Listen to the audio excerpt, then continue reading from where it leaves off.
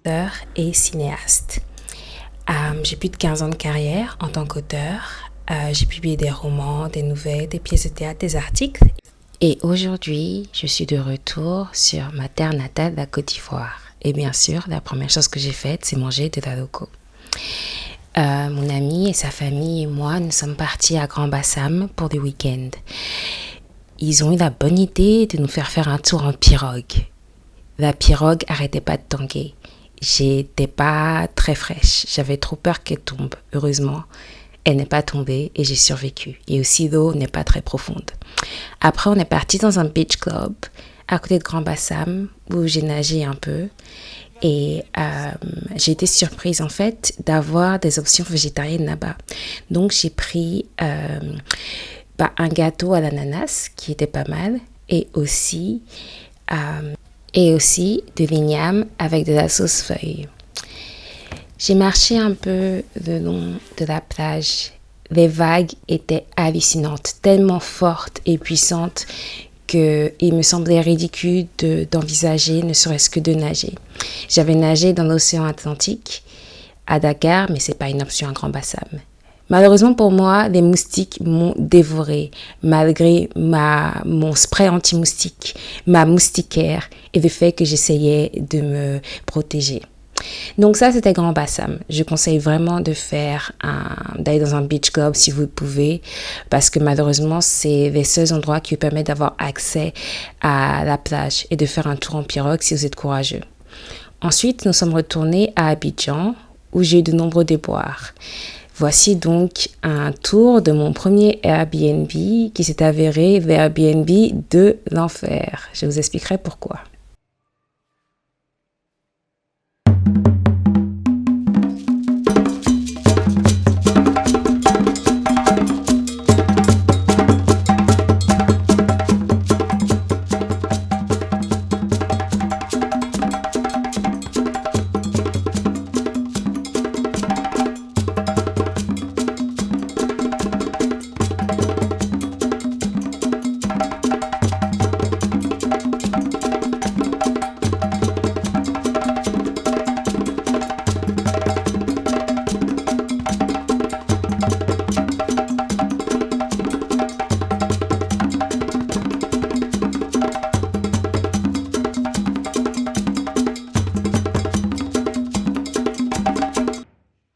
À Abidjan, j'avais prévu de moins vadrouiller. Pourquoi ?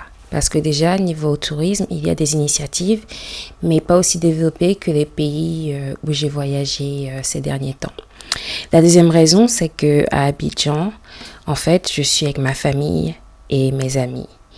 Donc, je passe du temps avec eux, donc j'ai moins de temps de faire toutes les activités intenses que je fais quand je voyage de manière solo, en fait, parce que ce n'est pas le cas. Et aussi, j'avais prévu certaines activités de tourisme parce que je voulais découvrir mon pays, mais j'avais aussi prévu de me reposer parce que c'est quelque chose que j'ai pas vraiment fait dans toutes mes aventures. Et au début, en fait, je me sentais vraiment d'excellente humeur. Je pense que en tant que personne qui a une double culture, passer du temps dans le pays dont sa famille vient, c'est un luxe. Mais c'est aussi quelque chose qui pour moi est nécessaire pour en apprendre plus sur soi, sur sa famille, sur ses origines et sur une partie de soi en fait qu'on ne peut pas nier. Je ne suis pas juste française, je ne suis pas juste ivoirienne et c'est quelque chose qui se voit, c'est quelque chose qui s'entend, c'est quelque chose qui se sent. Donc même si je taffais, parce que c'est l'avantage d'être freelance, au début, je me sentais vraiment contente. J'avais l'impression qu'il y avait des nouvelles opportunités qui s'offraient à moi. Mais malheureusement, les merdes et catastrophes ont fini par me trouver. Mon rituel le matin était simple. Je me levais, je faisais du thé, je me faisais des flocons d'avoine. Ou quand je voulais vraiment manger local, en fait, je prenais des avocats. Malheureusement, c'était pas vraiment la saison des avocats, donc j'avais du mal à en trouver. Mais c'était ce que ma grand-mère faisait à l'époque. Elle coupait les avocats, elle mettait de la vinaigrette et des oignons et on mangeait avec un peu de pain. J'essaye d'éviter de manger du pain en particulier au petit déjeuner. Mais c'était aussi ce que je me faisais. Et après, en fait, Je prenais aussi de la mangue, mais c'était pas vraiment la saison de la mangue. Donc je prenais des fruits de saison. Et après ça, j'allais me poser sur le balcon, qui est un luxe. C'est un luxe d'avoir un balcon. Et donc je me posais et je lisais un peu et je mangeais et c'était vraiment la belle vie. Après mon petit déjeuner, bien sûr, j'allais travailler. Donc répondre à des emails, organiser des ateliers d'écriture et aussi écrire. Parce que, comme je l'ai dit, je suis franco-ivoirienne. Et grandir en France, ça veut dire être dans ce sentiment d'altérité où tu n'es jamais vraiment vue comme étant française parce que tu es noire, parce que tu es la personnification même de la colonisation française. Et le problème aussi, c'est que tu n'es pas forcément vue comme étant ivoirienne à cause de ton accent et dans mon cas à cause du colorisme. Ce qui est un point auquel je reviendrai plus tard dans la vidéo. Mais j'ai remarqué qu'en Côte d'Ivoire, les Ivoiriens ne me considèrent pas comme ivoirienne et la raison, c'est le colorisme. C'est parce que j'ai la peau foncée. Si j'étais claire, il n'y aurait pas ce doute-là. Et donc, en fait, avoir deux cultures, c'est-à-dire se sentir entre les deux. Ne jamais vraiment être français, ne jamais vraiment être ivoirien. Et je ne dis pas que c'est similaire à ce que les personnes métisses ressentent parce que c'est totalement différent pour elles, mais tu as un peu l'impression d'être hybride. Tu as un peu l'impression en fait d'être pas vraiment, d'avoir un privilège qui fait que tu n'es pas vraiment vu comme étant un Ivoirien entre guillemets de souche, mais t'es aussi pas vraiment vu comme étant français parce que t'es pas blanc. Il y a cette idée-là que être français, c'est être blanc. Et donc il y avait souvent pour moi en grandissant ce désir de enfin se sentir français, ce désir d'être accepté par la nation, d'être accepté par la patrie, de faire tout ce qu'il y avait à faire, c'est-à-dire avoir des bonnes notes, aller dans des bonnes écoles, faire de bonnes études, avoir un bon boulot afin que la France enfin ouvre ses portes. Et le truc aussi qu'il faut savoir quand tu as deux cultures, c'est que même si tu n'es pas considéré comme français, tu l'es. On nous appelle français de papier et c'est vrai qu'on n'a pas l'expérience des étrangers. Parce qu'être étranger, ça veut dire souvent faire la queue pendant des heures à la préfecture pour avoir un visa, avoir du mal à voyager, devoir payer des 1000 et des 100 pour pouvoir aller d'un pays à un autre, avoir des difficultés à travailler, voir son visa et son statut changer à la moindre velléité des pouvoirs publics en fait et de l'État, ce qui n'est pas le cas des personnes comme moi. Donc, parce que même on n'a pas cette expérience de la xénophobie par exemple, on a cette expérience du racisme, on n'a pas ça, on a le privilège du passeport, ce qui est la raison pour laquelle vous avez vu mes expériences dans le monde entier. Pourquoi? Parce qu'il y a ce passeport-là qui change toute la donne. Si je voyageais juste avec un passeport ivoirien, j'aurais eu plus de mal et j'aurais dû dépenser bien plus d'argent pour aller dans les pays où je suis allée. Et c'est quelque chose que je vois parce que la moitié de ma famille est française, l'autre moitié de ma famille est ivoirienne. Et donc, du coup, j'ai été très tôt consciente de ce privilège du passeport. Et donc, pour être honnête, j'ai toujours eu du mal à concilier ces deux identités. J'ai oscillé entre vraiment ne pas être à l'aise avec mon côté ivoirien et rejeter tout ce qui est culture ivoirienne, musique, nourriture, danse, parce que je voulais vraiment que la France m'accepte, que les Français blancs m'acceptent. Et après, je suis passée de l'autre côté où j'ai vraiment rejeté tout ce qui est la France, changer mon accent, d'essayer de ne plus parler français, seulement rester dans le côté ivoirien, réfléchir même à abandonner ma nationalité. Et du coup, en fait, c'est très compliqué pour moi de concilier les deux. Mais j'aime toujours la loco, comme vous le voyez. Et j'aime toujours l'igname, comme vous le voyez. Ça, c'est un peu, en gros, la nourriture que je mangeais souvent parce qu'en Côte d'Ivoire, et je vais revenir sur tout ce qui est d'être franco-ivoirienne, juste pour se voir. Là, c'est le Nouvel An. Et il y avait des feux d'artifice au Nouvel An. Et j'adore les feux d'artifice. J'étais très surprise qu'on ait des feux d'artifice en Côte d'Ivoire. Je ne m'y attendais pas, je ne vais pas mentir. Et ils étaient en 1 heure en retard, mais c'était très sympa. Et voilà, bref, j'adore ce signe, il me fait triper. En Côte d'Ivoire, c'est pas évident de manger végétarien. justement, je déteste aller dans les supermarchés, mais j'ai pas le choix parce que je voulais des fatayas ou alors des pastels. Et les pastels végétariennes, on les vend où? À Casino. Pareil, quand je sors avec mes amis ou avec ma famille en Côte d'Ivoire, c'est compliqué pour manger végétarien. Donc là, j'ai trouvé des pastels aux haricots. Ils appellent ça haricots. Et j'étais tellement gaise quand j'ai trouvé ça. Je vais vous donner l'adresse. Donc, j'ai décidé d'aller à Yamoussoukro et ensuite d'aller dans mon village ancestral. Parce que, en fait, je suis baoulé. Et beaucoup d'Ivoiriens ne me croient pas quand je dis ça parce que j'ai la peau foncée et que les baoulés sont connus pour être petits et clairs. Je suis grand et j'ai la peau foncée. Mais je suis à 100% baoulé. Et donc, j'ai décidé d'aller visiter Yamoussoukro parce que j'ai jamais vu la ville. Et comme je vous l'ai dit, je vais faire plus de tourisme. Et après ça, j'ai décidé d'aller dans mon village ancestral. Donc, avec un membre de ma famille, on est parti à Yamoussoukro. Et donc, bref, pour revenir à ce que je vous disais par rapport à la nourriture. Quand on va au maquis avec mes proches, mon truc, c'est que je commande toujours de la loco et de l'igname et des fois un peu d'attiéké avec des condiments à côté. Et en général, c'est toujours végétarien, vegan. Donc, c'est mon conseil pour survivre en Côte d'Ivoire en tant que vegan et végétarien si vous voulez sortir. Donc, avec mon membre de ma famille, on est parti à la Fondation pour la paix à Yamoussoukro. Donc, j'ai bien aimé surprenamment. Je trouvais l'architecture splendide. La fondation, comme le reste de la ville, était imposante et aussi clairement d'inspiration européenne. Il y avait une partie encore en construction à l'intérieur. Et l'amphithéâtre, en fait, était là où se réunissait le Sénat de temps en temps. Et c'était un amphithéâtre qui avait tout droit l'air de sortir des années 70. On voyait bien qu'il n'avait pas été renouvelé depuis sa construction. Mais c'était vraiment très joli. Après ça, on a pris un wow pour la basilique. Ne vous moquez pas de mon accent. La basilique. Alors, il faut savoir que je suis agnostique, athée. Je visite les lieux de culte en général pour l'architecture et l'histoire. Malheureusement pour moi, j'ai pas vraiment apprécié. Et je pense que si vous êtes comme moi, je sais pas si ça vaut la peine d'y aller, de payer. Parce que notre visite guidée, déjà de base, a été faite par des mecs chrétiens et tout ça, totalement biaisés, bref. C'était pas ouf. Mais ce qui était ouf, c'était le lac au Caïman. J'avais tellement hâte d'y aller.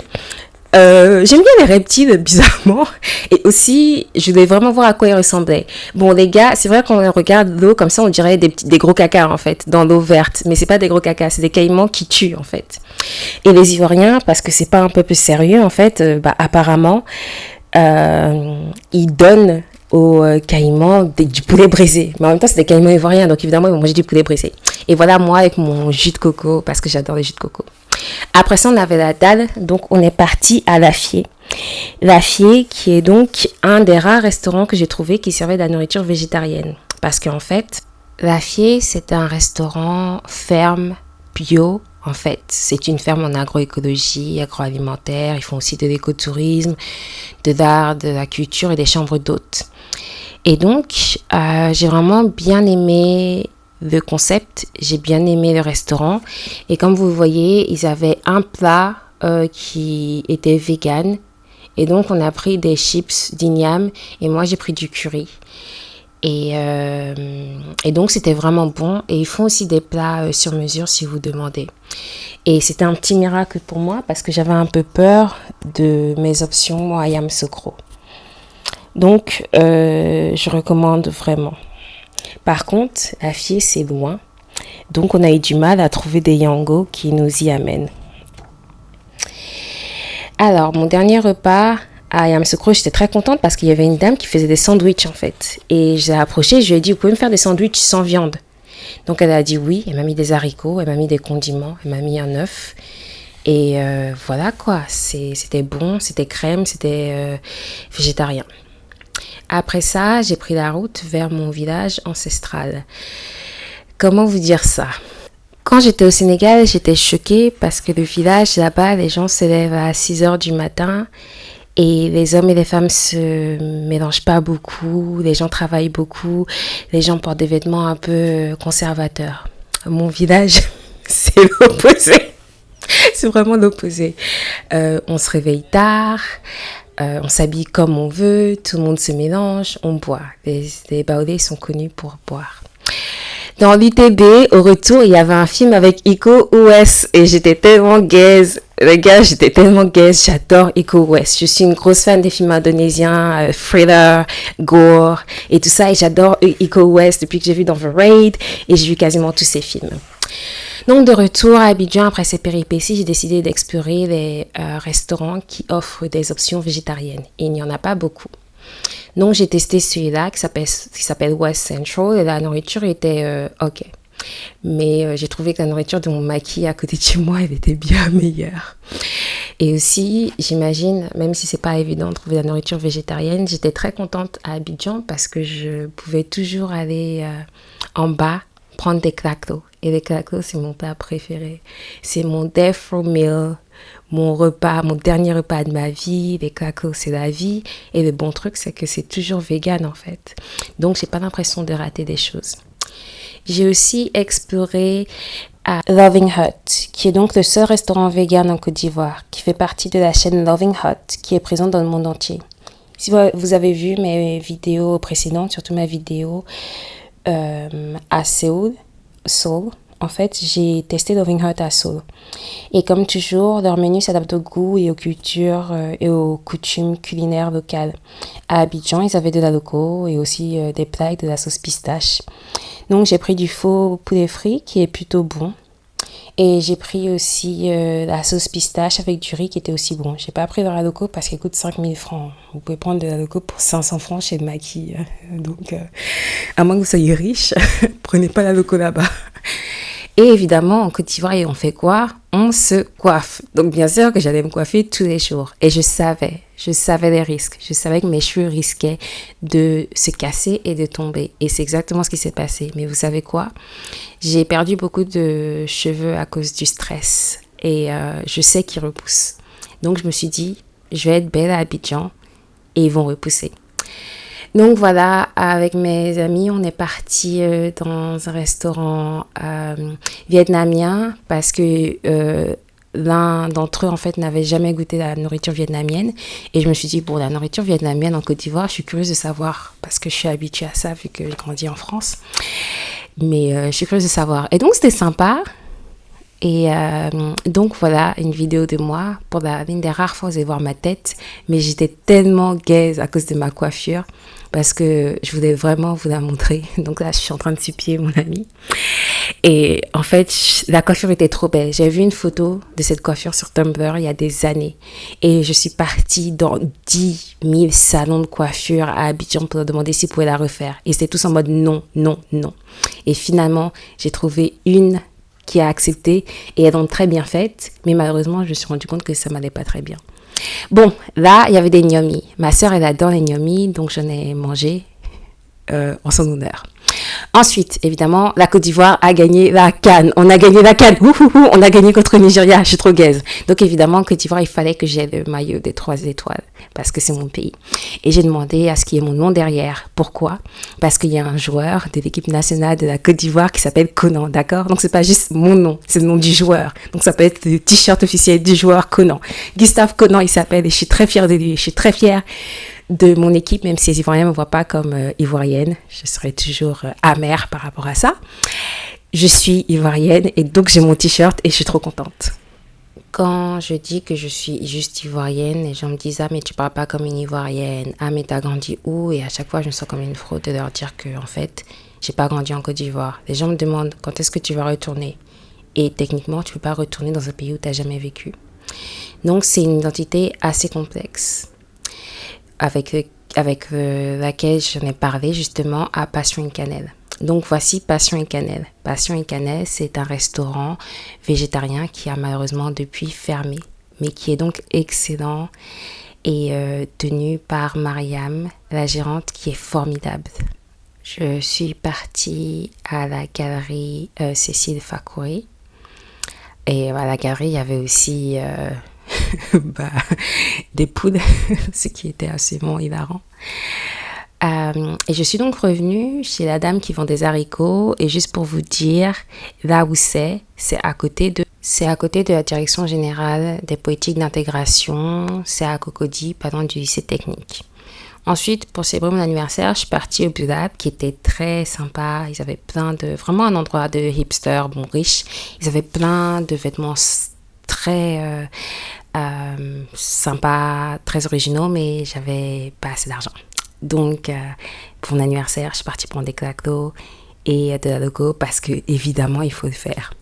Et après, je me suis posée près de la lagune parce que j'aime toujours être près de l'eau pendant mon anniversaire. Je suis aussi passée à l'hôtel Ivoire, qui est donc une référence en Côte d'Ivoire. Je suis allée qu'une seule fois quand j'étais petite.